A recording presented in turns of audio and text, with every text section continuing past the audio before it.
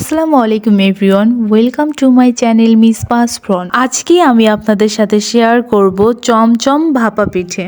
আমার এই চমচম ভাপা পিঠের রেসিপিটি যদি আপনাদের ভালো লেগে থাকে তাহলে লাইক, কমেন্ট, সাবস্ক্রাইব করে আপনাদের পাশে রাখবেন।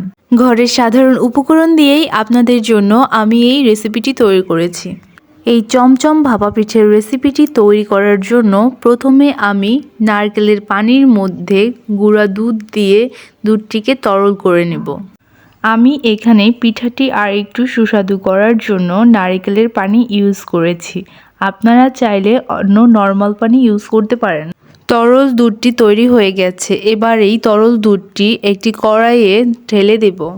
এখন আমি চুলোটি অন করে দিব। মিডিয়াম আঁচে দুধটিকে একটু জাল করে নিব। এবার দুধের ভিতরে 2 চামচ চিনি দিয়ে চিনিটি না গলা পর্যন্ত কিছুক্ষণ নেড়ে নেব। চিনিটি দুধের সাথে ভালোভাবে মিশে গেলে এবার এই তরল দুধের ভিতরে আমি 1 কাপ সুজি দিয়ে দেব। এবার দুধের সাথে সুজিটিকে অনবরতভাবে নেড়ে সুজিটিকে শুকিয়ে নেব। এই কাজটি করার সময় চুলোর আঁচটি লো হিট করে রাখবেন, না হলে সুজিটি পুড়ে যাওয়ার সম্ভাবনা রয়েছে। সুজিটি শুকিয়ে এসেছে। এবার স্বাদের জন্য সামান্য নুন দিয়ে দেব। এবার নুনের সাথে সুজিটিকে আরও কিছুক্ষণ নেড়ে নেব। আমার সুজিটি শুকিয়ে এসেছে। এবার সুজিটিকে নামিয়ে নিতে হবে। সুজিটিকে নামিয়ে আমি একটি প্লেটে হালকা ঠান্ডা হতে দেব। এটি পুরোপুরি ঠান্ডা হতে দিবেন না। এবার সুজির ভিতরে সামান্য বেকিং পাউডার ও গুঁড়ো দুধ দিয়ে মিশ্রণটিকে ভালোভাবে মথে নেব। আপনারা চাইলে বেকিং পাউডারটি অ্যাভয়েড করতে পারেন। এবার চমচম ভাপা পিঠের বাইরের আবরণটি তৈরি করার জন্য নারকেলের গুঁড়োর ভিতরে গুঁড়ো দুধ দিয়ে একটি মিশ্রণ তৈরি করে নিয়েছি। অনেক সময় নারকেল ঝুড়ো করে নিলে ভিজে থাকে, তাই এগুলোকে হালকা ব্লেন্ডার করে চুলোয় টেলে নেবেন। এই সময় চুলোর আঁচটি লো হিট করে রাখবেন। যেহেতু আমার খেজুরের গুড়গুলো শক্ত ছিল, তাই আমি এগুলোকে গুঁড়ো করে নারকেলের পানিতে ভিজিয়ে রাখবো।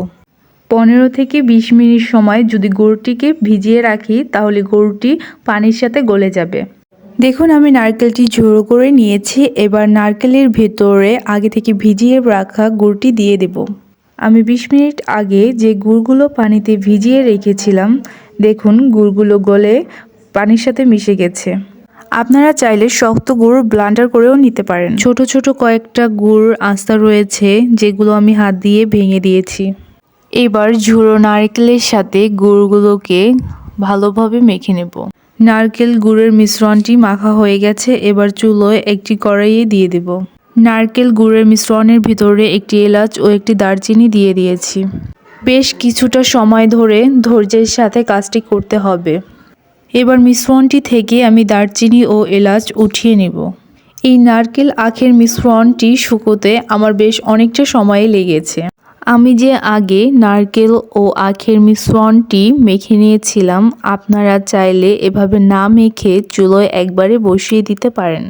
দেখুন আমার নারকেল গুড়ের পুরটি শুকিয়ে এসেছে। এই পুরটি তৈরি করার সময় একটু পরপরই নাড়তে হবে, না হলে নিচ থেকে লেগে যেতে পারে। পুরটিকে বেশি ভিজে রাখবেন না, যেন তেলতেলে না থাকে, তাহলে পিঠেটি ফেটে যেতে পারে। আমি আগে থেকে হাতে তেল মেখে নিয়েছি। এবার সুজির ডোটিকে কিছুক্ষণ মথে নেব। আমার সুজির ডোটি ভালোভাবে মথে নেওয়া হয়ে গেছে। এবার এই বড় ডোটি থেকে ছোট ছোট কয়েকটি ডো বানিয়ে নিব। আমি বানানোর সুবিধার্থে আগে থেকে ছোট ছোট ডো তৈরি করে নিচ্ছি। এবার এখান থেকে ছোট একটি ডো নিয়ে লেচি আকার করে এর ভেতরে নারকেলের পুরটি দিয়ে চমচম আকারে পিঠেটি বানিয়ে নিব। দেখুন আমি নারকেলের পুরটি দিয়ে কিভাবে লেচির মুখটি বন্ধ করে চমচম আকারে বানিয়ে নিচ্ছি। আপনাদের সুবিধার্থে আরেকটি পিঠে আমি একই নিয়মে বানিয়ে দেখাচ্ছি। এভাবে আমি একই নিয়মে সবগুলো পিঠে বানিয়ে নিব। আমার সবগুলো পিঠে বানানো শেষ। এবার আমি পিঠেগুলো যে স্টিমে রাখবো সেই স্টিমটিকে তেল ব্রাশ করে নিচ্ছি, যাতে পিঠেগুলো স্টিমের গায়ে লেগে না যায়। এবার সবগুলো পিঠে স্টিমের ভেতরে একে একে বসিয়ে দিব। আমার এই চমচম ভাপা পিঠের রেসিপিটি যদি আপনাদের ভালো লেগে থাকে তাহলে আমার চ্যানেল পেজ থেকে একবার ঘুরে আসুন। দেখবেন আরও মজার মজার রেসিপি আপনাদের জন্য তৈরি করে রেখেছি। আমি এবার স্টিমটিকে গরম পানির উপরে বসিয়ে দিলাম। এবার স্টিমের ঢাকনার ছিদ্রটি একটি টিস্যু পেপারের সাহায্যে বন্ধ করে দিলাম। আমি 30 থেকে 35 মিনিট পরে ঢাকনাটি উঠিয়ে নিচ্ছি। দেখুন আমার সবগুলো পিঠে হয়ে গেছে।